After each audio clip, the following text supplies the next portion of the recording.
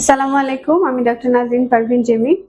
আজকে আপনাদের একটি স্কিন ডিজিজ বা চর্মরোগ নিয়ে আপনাদের সাথে কথা বলতে চাচ্ছি, যেটা এখন আপনারা আমাদের স্কিনের রোগী মানে আউটডোর বলেন বা চেম্বার বলেন, সেখানে প্রায় 80% 60 to 80% রোগী আমাদের এই রোগের আমরা পেয়ে থাকি, যেটা ফাঙ্গাস বা আপনারা প্রচলিত ভাষায় যেটাকে আপনারা দাউদ বা দাঁত বলেন।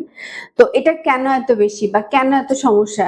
অনেক পেশেন্ট আসছে, তারা বলতেছে 1 বছর ধরে এটা, 6 মাস ধরে এটা, 3 মাস ধরে এটা কেন এত বেশি হচ্ছে? কারণ এখন এটার জন্য কিন্তু টোটালি নতুন গাইডলাইন চলে আসছে। এটা ট্রিটমেন্টের জন্য কিছু মলম, আমরা কিছু ক্রিম একেবারেই আমরা নতুন গাইডলাইনে ব্যান করে দিচ্ছি।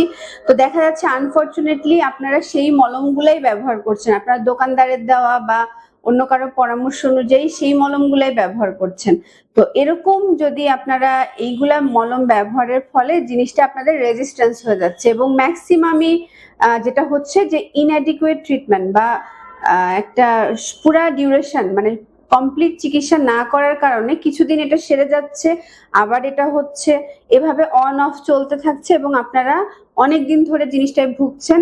এবং সবার একটা ভুল ধারণা যে এটা ঠিক হয় না, এটা ওষুধ খেলে সেই কয়দিন চুপ থাকে, আবার এটা শুরু হয়। এটা সম্পূর্ণ ভুল ধারণা।